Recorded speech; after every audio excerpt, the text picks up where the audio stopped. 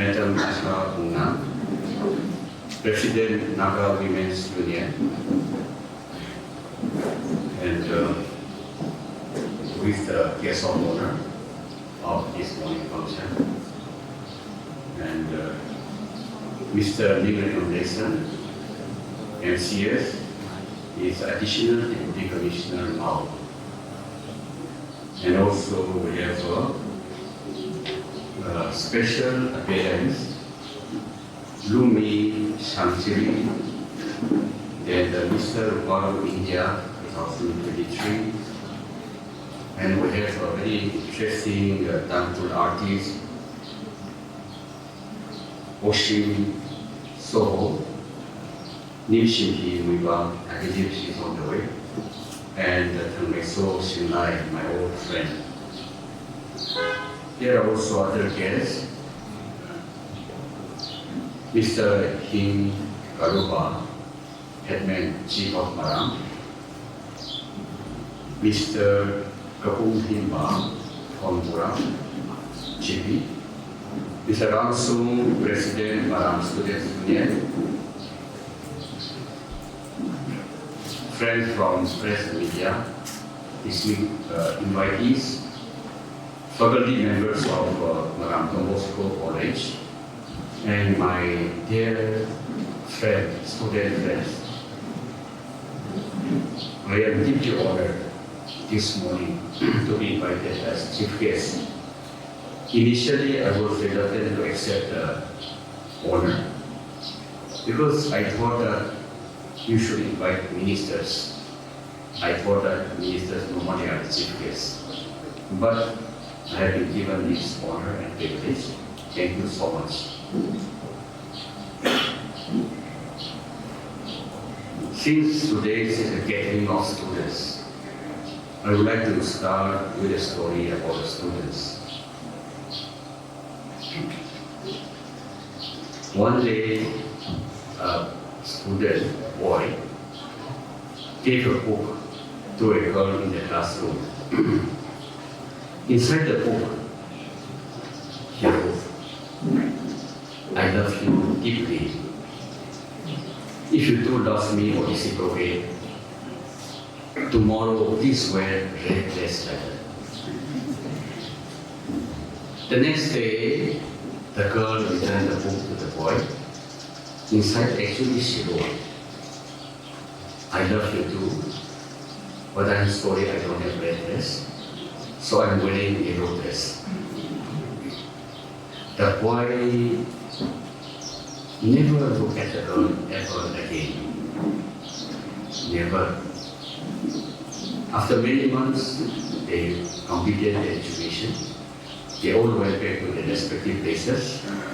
The girl went on and married another boy and had children.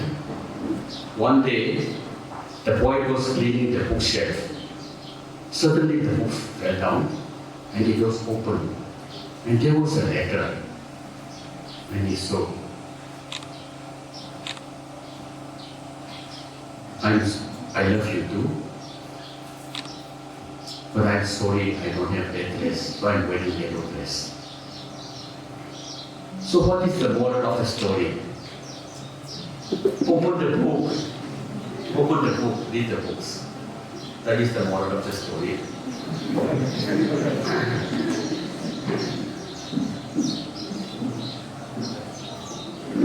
There is another example I would like to share with you. In ancient Greek, there were three famous philosophers, Socrates, Plato, and Aristotle. Socrates was a very eccentric man, like Vajrasvita. His student was Plato, and Plato's student was Aristotle, you all know. And Aristotle's student was the Alexander the Great. One day a boy came to Socrates, "Master, what is the key to wisdom?" Socrates looked at the boy for a while and said, "Come with me, I will show you." So they went on along the river. There was a deep pool. Suddenly Socrates pushed the boy into the water. Then the boy, was almost drowned. He came up and Socrates took his hand and asked the boy, what is the most deepest desire when you are under the water? Master, of course, the air, like that. Otherwise I would have been drowned. Then Socrates told him, my boy, that is the key to wisdom. As much as you like the air under the water, your desire of wisdom, you will get it. That is what Socrates told him.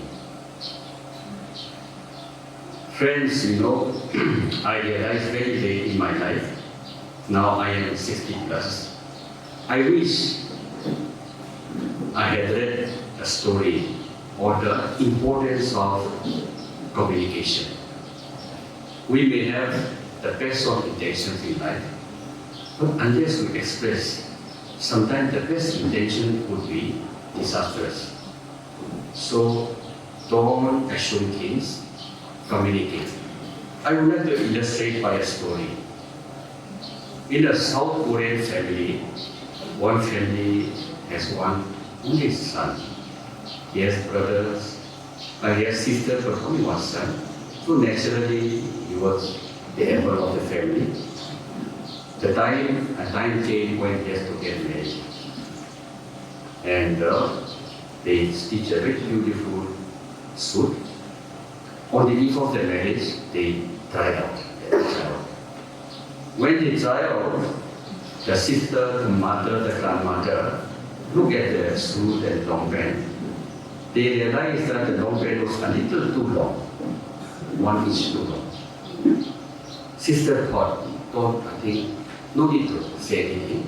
In the night, I will cut 1 inch. The mother also thought, I would no need to maybe say anything. I will cut 1 inch night time. The grandmother also said, thought the same thing. But they never expressed. When the boy went back to sleep, the sister got up and cut 1 inch the long pant. After some time, mother quietly got up, she cut another 1 inch. In the middle of the night, the grandmother got up, she cut another 1 inch. In the morning, when the marriage was to take place, he put on his suit. It was 2 inches too short.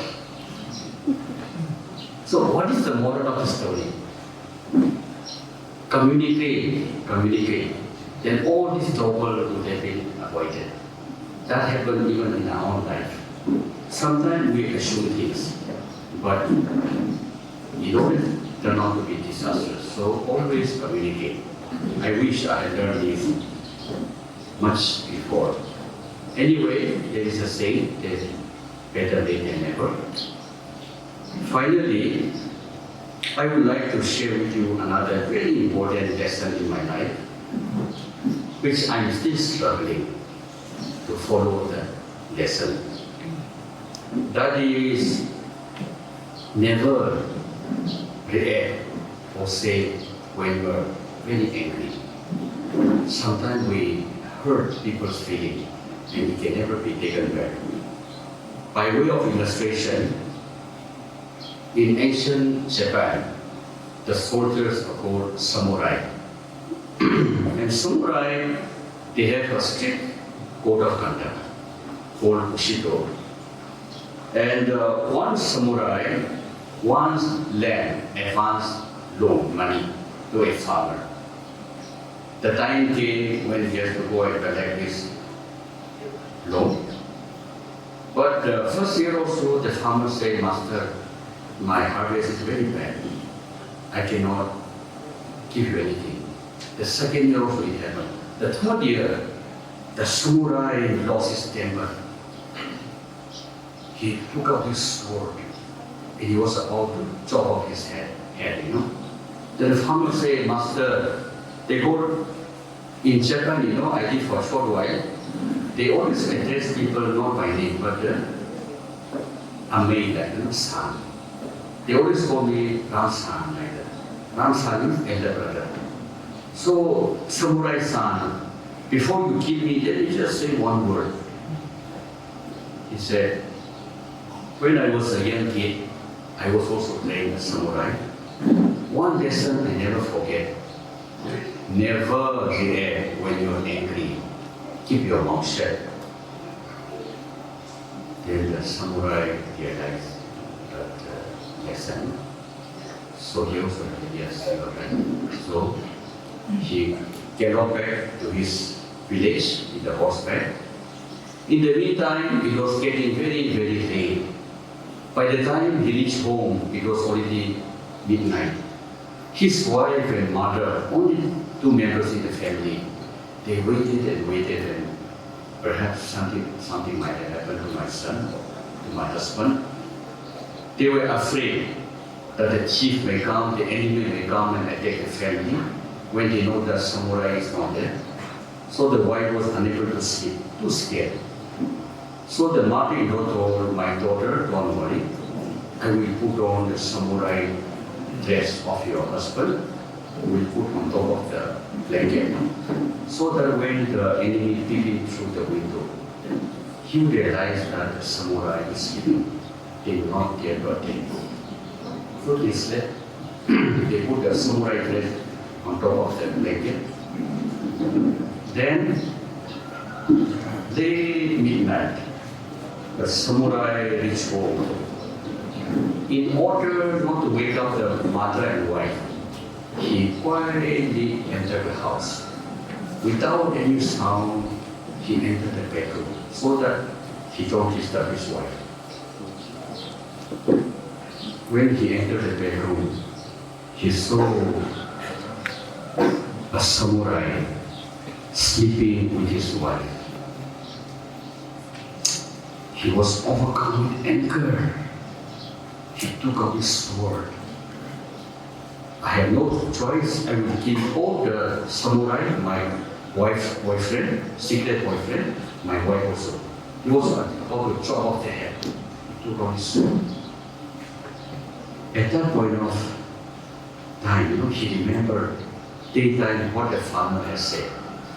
Don't react when you're angry. So he, like that he said, suddenly his mother and wife got up. My son, why are you so late? He was overcome with emotion. Mother, what are you doing? I was about to kill you. I thought you were a samurai. I would have killed both you and my wife. Then, the next year, the farmer came. Master, my harvest was very good. Here is the money. Take back your loan. Thank you. Samurai told him, my friend, you have repaid my debt long time ago. So, what is the moral of the story? Never react when you're angry. I also, in my own life, I struggle with this example. Often I, scolded my brother, my sister, my, staff like that. So now I try to remember this story, which is a good lesson for all of us. Never react when you're angry. Always communicate.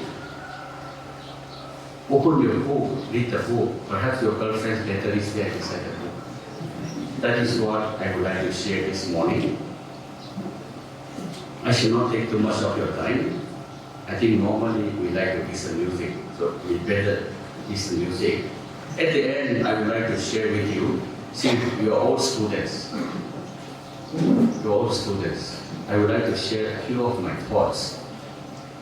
There is a saying, anything worldwide in life comes with a price. So if you want to achieve it, if you have to pay a price, pay upfront. What is stopping you? What is the price of a student? Number one, discipline. Discipline. Discipline is better than, the pain of discipline is better than the pain of regret. Another could be the price, could be sweat. You have to work hard, you have to study hard. There's no substitute to hard work. Another price could be tears. You may fail in your exam, you may fail in your many things. Sometimes even you have to shed tears. These are the things that you should be ready to pay. Then I'm sure you will achieve what you have decided in your mind. There is always a price to pay anything worldwide. Friends, pay up upfront. Another thing I would like to share with you, we human beings are not an island. We owe something to our family, to our society, to our village, to our land, to our nation. So have a higher purpose in life. Higher purpose in life. That is something like faith. Somewhat like faith. We are all Christians. The Holy Scripture says, if you have the faith, you can move the mountain. This is just an example. Faith can really transform your life. That is what, as Holy Scripture says. I believe there are also teachers, faculty members. I would like to just convey to you Chinese proverb. A good teacher teaches. A very good teacher explains. But the best teacher inspires. So be that teacher, the best teacher. You inspire your student with your life or with your teaching. So may these Chinese proverbs inspire the teachers. Friends, I would like to close by reading out a passage of William Shakespeare's beautiful book, Hamlet, the Prince of Denmark.